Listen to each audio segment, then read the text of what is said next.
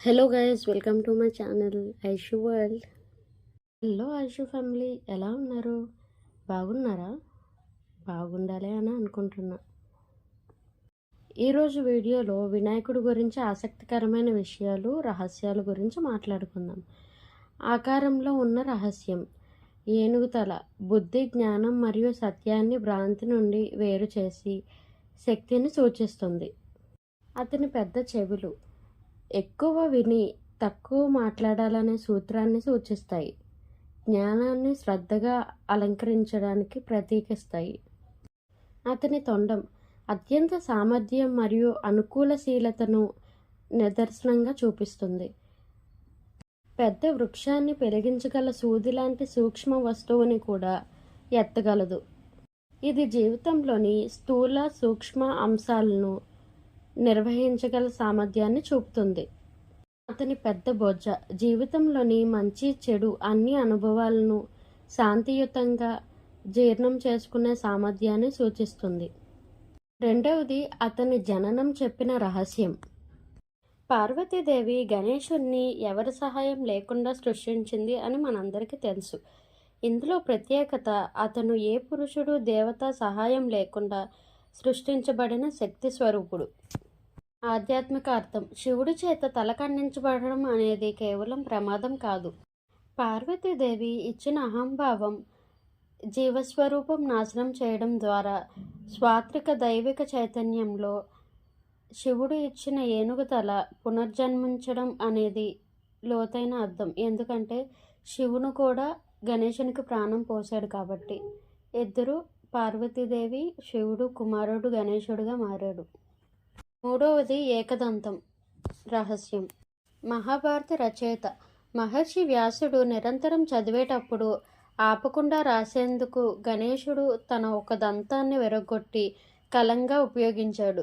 జ్ఞానం కోసం తపస్సు చేయడానికి చేయవలసిన త్యాగాన్ని ఇది సూచిస్తుంది.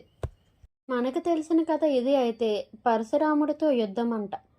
తన నివాసానికి రక్షించుకోవడానికి పరశురాముడితో జరిగిన యుద్ధంలో అది ఆయుధంగా విరగబడిందని మరో కథ చెప్తూ ఉంటారు.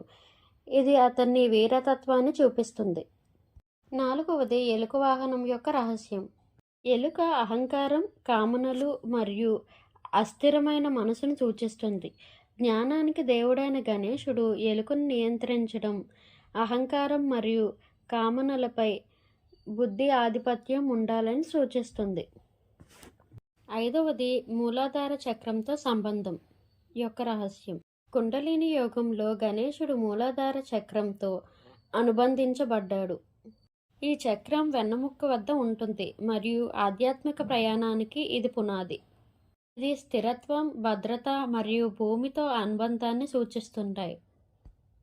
ఈ చక్రానికి అధిపతైన గణేశుడు ఆధ్యాత్మిక ప్రయాణం ప్రారంభించడానికి అవసరమైన దేవుడిగా నిలుస్తాడు. ఆరవది, గణేశుడికి చాలా ఇష్టమైన మోదక ప్రసాదం యొక్క రహస్యం. ఆకారం గోళకార ఆకారం విశ్వం అంతటినీ ప్రతిబింబిస్తుంది. తీపి అంటే బెల్లం, కొబ్బరి పరమసత్యాన్ని గ్రహించడం వల్ల కలిగే శాశ్వతమైన ఆనందాన్ని సూచిస్తుంది. గణేశుడు తన తొండంతో మోదకాన్ని పట్టుకోవడం తన భక్తులకి ఆధ్యాత్మిక ఆనందాన్ని ప్రసాదించాలనే వాగ్దానాన్ని సూచిస్తుంది. ఏడవది, ఓం శబ్దంతో ఉండే రహస్యం. గణేశుని దేహం ఆకారం పవిత్రమైన ఓం అక్షరం ఆకారాన్ని పోలి ఉంటుందని చెబుతూ ఉంటారు. అతని పెద్ద కడుపు ఓ యొక్క వక్రరేఖను సూచిస్తుంది. అతని తల మరియు తొండం యొక్క మెలితిరిగిన వక్రరేఖను పోల్చి ఉంటాయి. ఇది విశ్వంలో సృష్టించబడిన ప్రాథమిక శబ్దంతో అతనిని నేరుగా అనుసంధానిస్తుంది. ఎనిమిదవది, గణేష చతుర్థి ఉత్సవం యొక్క ఆధునిక చరిత్ర. ఈ పెద్ద ఎత్తు అయిన జనసామాన్యంలో ఉత్సవం చేయడానికి కారణమైన స్వాతంత్ర సమరయోధుడు లోకమాన్య తిలక్. 1890లో తిలక్ గారు బ్రిటిష్ వలస పాలనలో వ్యతిరేకత చూపించడానికి, ప్రజల్లో ఐక్యత మరియు జాతీయ భావాన్ని పెంపొందించడానికి ఈ ఉత్సవాన్ని వ్యక్తిగత పూజ నుండి ఒక గొప్ప సార్వజనిక వేడుకగా మార్చారు. అది 1995లో పాలు తాగడం అద్భుతం. ఈ రహస్యం గురించి మాట్లాడుకుందాం. సెప్టెంబర్ 1995లో ప్రపంచవ్యాప్తంగా గణేశుని విగ్రహాలు చెంచాల్లో ఇచ్చిన పాలను తాగుతున్న సంఘటనలు నమోదయ్యాయి. దీనికి సైంటిఫిక్ రీజన్ కెలిపి రియాక్షన్ అనేది స్వీకరించబడిన వివరణ. విగ్రహంలోని సూక్ష్మ రంధ్రాలు మరియు పాలు యొక్క సర్ఫేస్ వలన చెంచా నుండి పాలు పీల్చుకోబడింది. ఆ పాలు విగ్రహంపైకి వచ్చి కరిగిపోయేవి. అది తాగినట్లుగా భ్రమ కలిగించేది. వివరణ ఏదైనప్పటికీ ఈ సంఘటన సామూహిక విశ్వాసం మరియు దైవిక శక్తిపై నమ్మకం యొక్క శక్తిని ఒక అద్భుతమైన ఉదాహరణగా నిలిచిపోయింది.